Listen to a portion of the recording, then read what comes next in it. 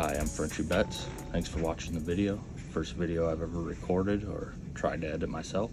So let me know what you think. Give me any feedback, positive or negative.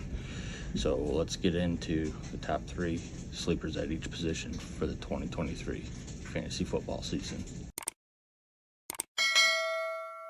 All right, before we get into the quarterbacks, let me go over what I'm qualifying as a sleeper. It's not going to be guys you take it with the last pick of your draft and win you a championship, top 5 guy.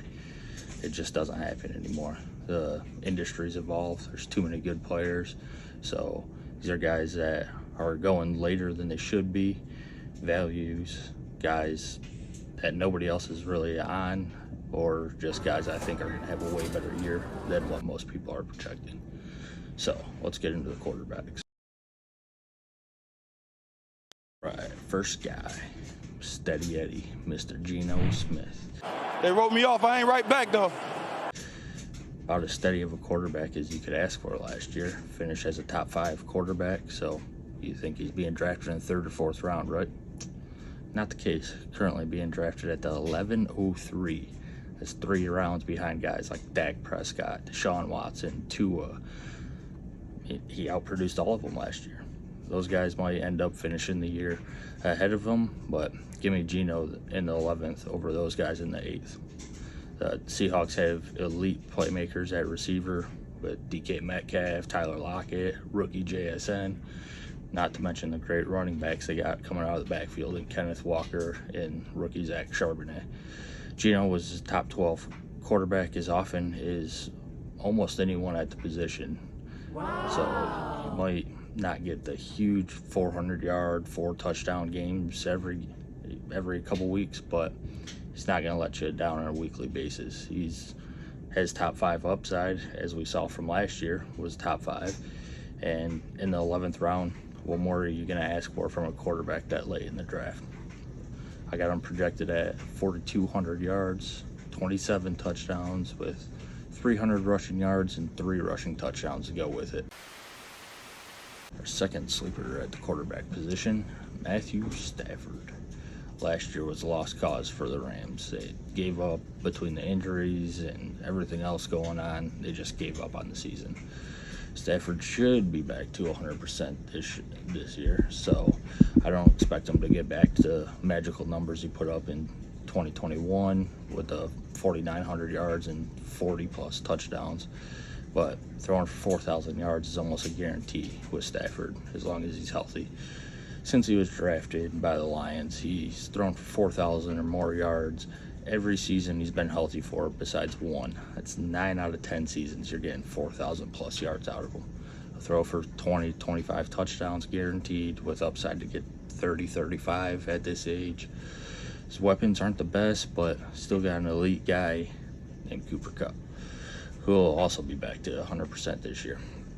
Rams will be a better offense this season. They just have to be. There's no way they can be as bad as they were last year. They got great coaching, so they flat out will be. Stafford's currently been drafted at the 1408 behind the likes of Jordan Love, CJ Stroud, and Bryce Young, who are rookies. Rookie quarterbacks in fantasy usually aren't the best unless you're getting the RG3 historic season. So he's being drafted behind those guys that I just don't get it. I know the young unknown rookies are more enticing and exciting, but sometimes the old steady guys are the right move, especially in a 1-quarterback league. If you waited to take a super late quarterback and didn't take Geno in the 11th, Stafford's a good backup plan. I got him projected for 4,300 yards, 27 touchdowns. All right, the final quarterback is Mr. 5'0" Kyler Murray. I don't love this one, but Kyler's usually a top 5 to 7 quarterback taken year in, year out. But coming off the injury, he's not even getting taken until 1304. I don't expect him to be 100% to start the season, or might not even start playing, might start the year on the pup. So if you take him late, get someone else to get you by for hopefully only 3 to 5 weeks, then Kyler will be a great guy to put in there. I personally don't like having 2 quarterbacks on my roster, but if you do, take Kyler as your second quarterback. He's going to give you a solid baseline because of his rushing ability, and I don't see the Cardinals leading many games, so the ball will be put in his hands often. It's hard to project anything based on the possibility of missed games and not knowing enough about the injury yet. We should find more out once training camp starts and the season starts getting closer, but as of now, Kyler going as late as he is when he's usually a top 5 guy taken is worth a shot if you like having 2 quarterbacks on your team. Let's move on to the running backs. Number 1, my favorite sleeper. Everyone is sleeping on him. He's gonna help you win. He flat out is. Samaje Perine. Great pass catching running back. Had 38 receptions last year for the Bengals behind Joe Mixon. And not a bad runner either, averaging 4.1 yards per carry last year.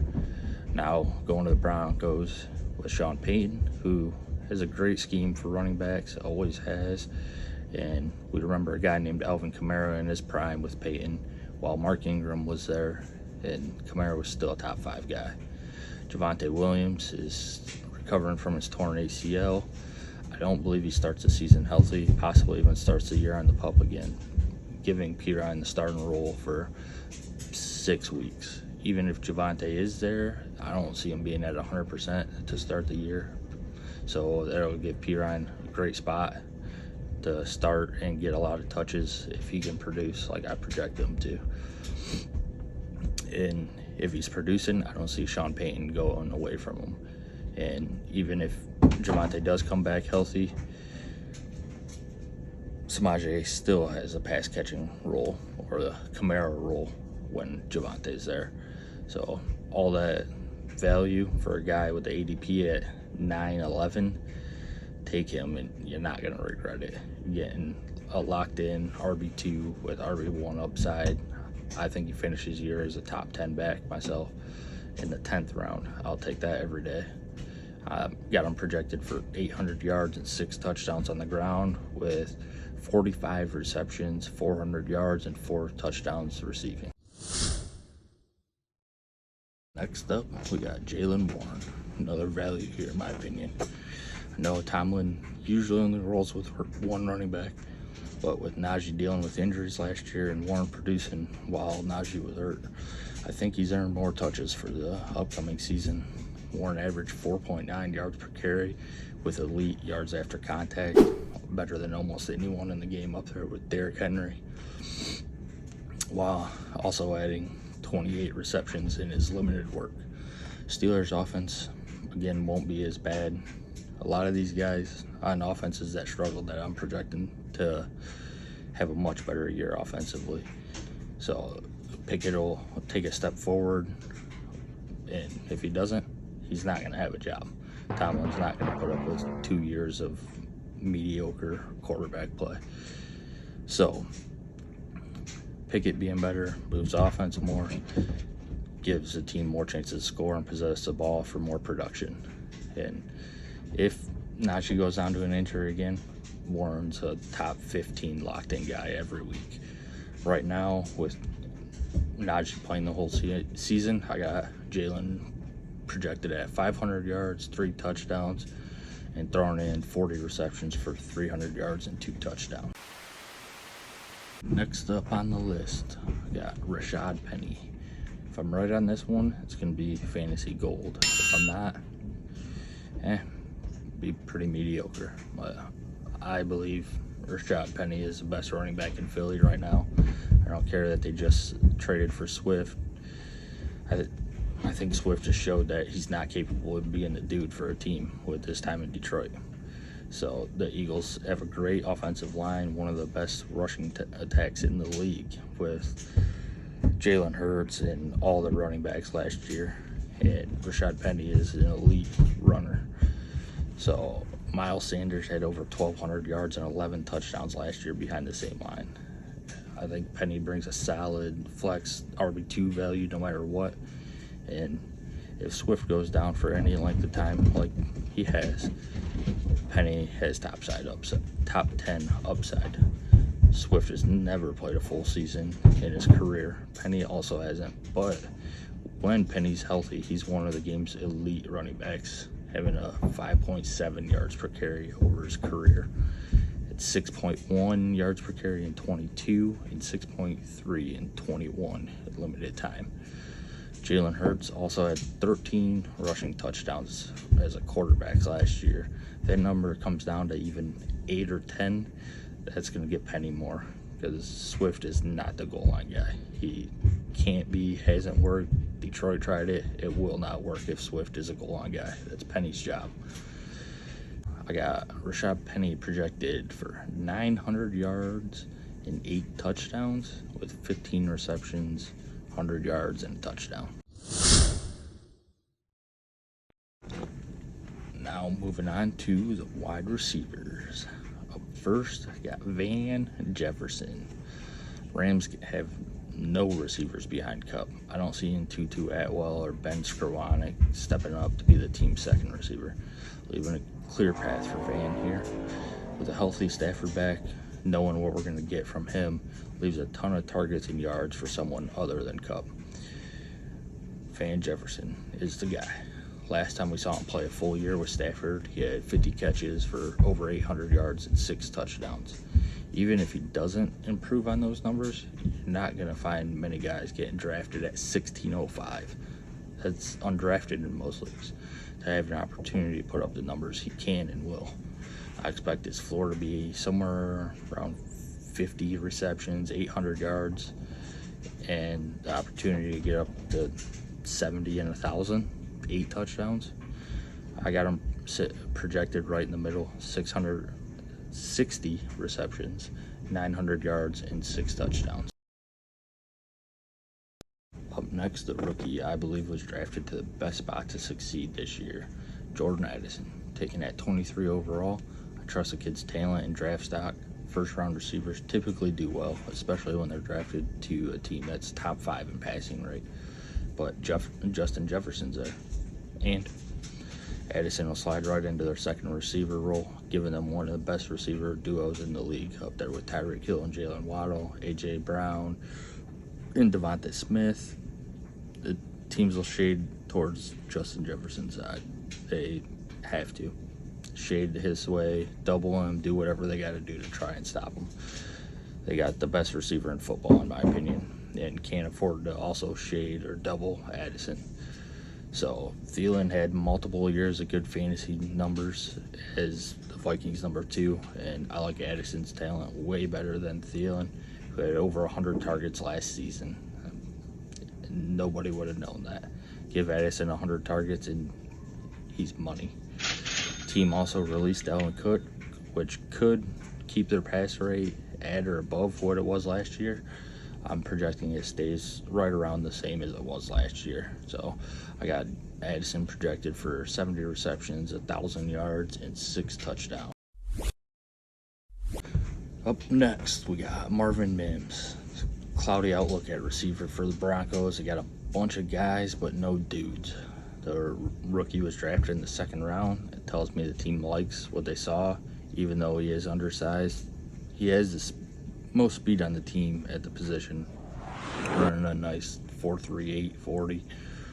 Russell Wilson in his career has been a great deep ball thrower. Look at all the bombs to Lockett over the years, just dropping them in a bucket.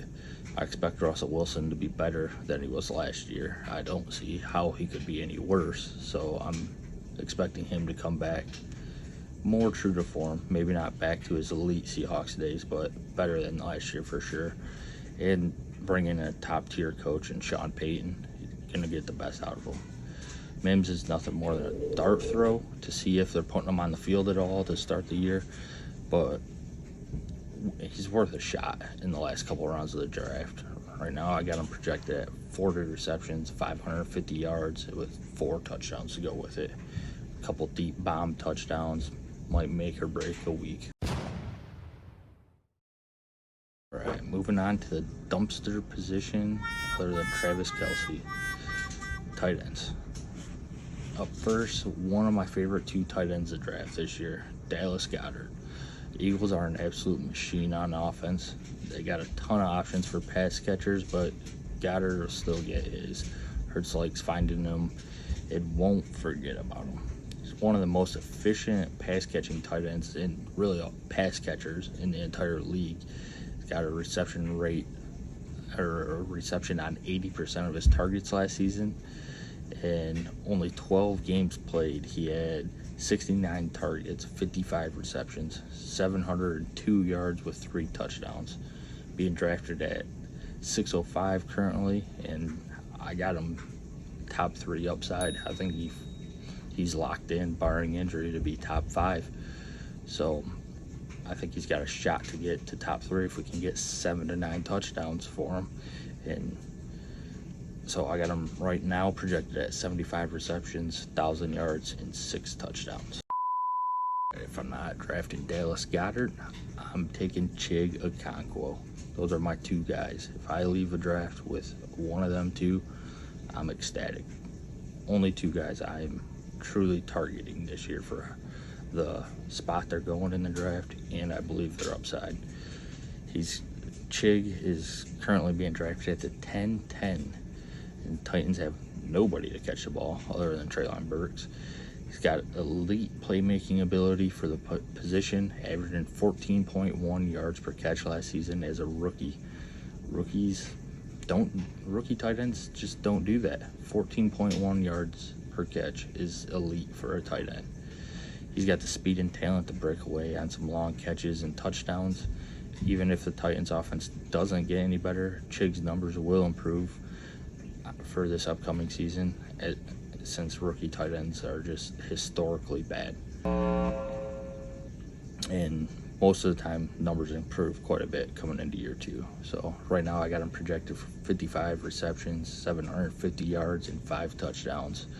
And I think he's truly got top 5 upside. Wow. I think he could squeak into the top 5. I think he locked in tight end 1 for sure, top 12 guy. 2,000 years later.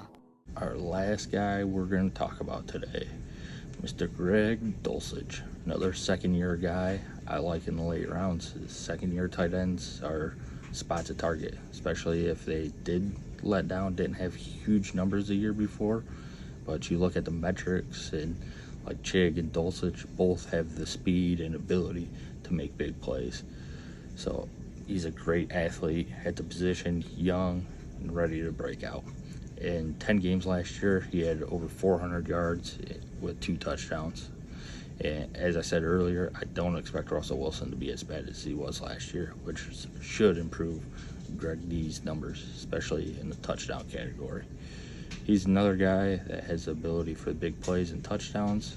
And the Broncos do have a lot of mouths to feed, but I think they can all have productive years with Russell Wilson being better, especially for the draft costs we're getting most of these guys and how putrid they looked last year. Everybody's down on them, which they probably should be, but I don't see it being that bad again. It can't be. Sean Payton, another great coach, won't let it happen.